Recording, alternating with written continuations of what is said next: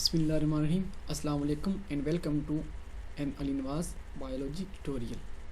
अगर आप चैनल पर नए हैं तो जल्दी से चैनल को सब्सक्राइब कर दें ताकि आप तक मज़ीद अपडेटेड लेक्चर्स पहुंच सकें। आज हमने जिस टॉपिक पर डिस्कस करना है वो है राइबोसोम्स। राइबोसोम्स प्रोकैरियोटिक और यूकैरियोटिक दोनों में ही पाए जाते हैं, यानी कि प्रोकैरियोटिक सेल में पाए जाते हैं और यूकैरियोटिक सेल में भी पाए जाते हैं। राइबोसोम्स क्या चीज़ हैं? बेसिकली जो राइबोसोम्स हैं वो टीनी ग्रैनुलर स्ट्रक्चर्स हैं जो कि साइटोप्लाज्म के अंदर फ्रीली फ्लोट कर रहे होते हैं या फिर ये बाउंड होते हैं एंडोप्लाज्मिक रेटिकुलम के साथ, यानी कि ER के साथ। मैं आपको दिखाता हूँ ये कहाँ प्रेजेंट होते हैं। ये सेल है ये राइबोसोम्स हैं। एक तो ये राइबोसोम्स यहाँ प्रेजेंट हैं, ये राइबोसोम प्रेजेंट है, ये राइबोसोम प्रेजेंट है ग्रेन्यूल्स दानों की शक्ल में।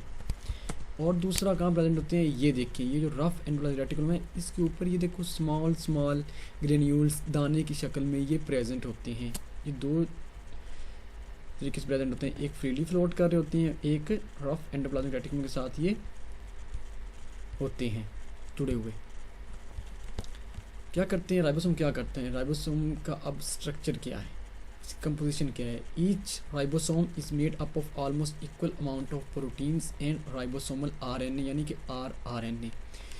ये राइबोसोमल RNA और प्रोटीन्स के बने होते हैं और प्रोटीन और राइबोसोमल RNA की जो कंसंट्रेशन है वो सेम होती है। जितनी अमाउंट में राइबोसोम प्रेजेंट होते हैं, राइबोसोमल RNA प्रेजेंट होते हैं, इतनी अमाउंट में प्रोटीन प्रेजेंट होती है। अब राइबोसोम्स के इर्द गिर्द कोई मेम्ब्रेन है कि नहीं? बिल्कुल भी नहीं होती। राइबोसोम्स मेम्ब्रेन बाउंडेड ऑर्गेनेलिज नहीं है, इनके इर्द गिर्द कोई भी मेम्ब्रेन नहीं होती, अभी तक ना ये देखी गई है। And so are also found in prokaryotic cell, इसीलिए ये प्रोकैरियोटिक सेल में प्रेजेंट होते हैं, क्योंकि मेम्ब्रेन बाउंडेड ऑर्गेनेलिज हैं वो प्रोकैरियोटिक सेल में प्रेजेंट नहीं होती, इसलिए इसके इर्द गिर्द मेम्ब्रेन नहीं है, इसलिए ये प्रोकैरियोट और यूकैरियोट दोनों में प्रेजेंट होती है। जो इनमें थोड़ा सा डिफरेंट होता है, यूकैरियोटिक राइबोसोम्स जो हैं वो थोड़े से लार्ज होते हैं प्रोकैरियोटिक वन से। जो प्रोकैरियोट्स में प्रेजेंट होते हैं वो स्मॉल होते हैं राइबोसोम्स, और यूकैरियोटिक सेल में जो प्रेजेंट होते हैं वो थोड़ा सा लार्ज होते हैं प्रोकैरियोटिक में स्मॉल और यूकैरियोटिक में लार्ज। अब इनका फंक्शन क्या है, ये जो पैराग्राफ वाला स्टार्ट हो रहा है यहाँ से राइबोसोम, ये इनका यहाँ से फंक्शन स्टार्ट हो गया है। फंक्शन क्या है कि ये जो है यहाँ पे प्रोटीन बनती है। Ribosomes are the site of protein synthesis. अब राइबोसोम कहाँ बन रहे हैं?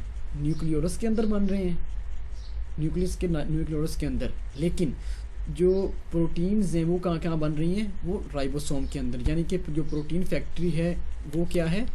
राइबोसोम्स हैं।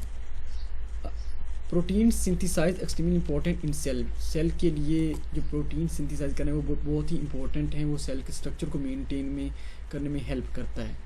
और भी काफ़ी सारे फंक्शन जो है मेम्ब्रेन फंक्शंस होती हैं, जो भी फंक्शन हो रहे होते हैं ये प्रोटीन के लिए बहुत इंपॉर्टेंट हैं। And large number of ribosomes are found throughout cells, इसीलिए पूरे सेल में बहुत ही ज़्यादा नंबर में राइबोसोम्स प्रेजेंट होते हैं।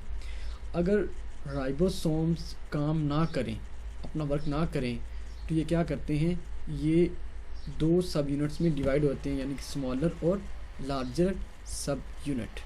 ठीक है। अगर हम बात करें डिफरेंस की कि यूकैरियोटिक सेल में राइबोसोम्स कैसा पाया जाता है, जो यूकैरियोटिक सेल में जो राइबोसोम पाए जाते हैं उसके दो सब यूनिट होते हैं, लार्ज सब यूनिट और स्मॉल सब यूनिट। इसमें जो लार्ज सब यूनिट है यूकैरियोट में, उसकी लेंथ होती है एक कह लो कि 60S, ये S एक यूनिट है, और जो स्मॉल होता है वो 40S का होता है। ठीक है। और अगर हम बात करें यूकैरियोटिक में राइबोसोम्स की, ये एक्स्ट्रा नॉलेज है। जो प्रोकैरियोट्स में है जो लार्ज सब यूनिट है वो 50S का होता है, और जो स्मॉल सब यूनिट है वो 30S का होता है। उम्मीद है आपको समझ में आई होगी। Thanks for watching. अल्लाह हाफिज़।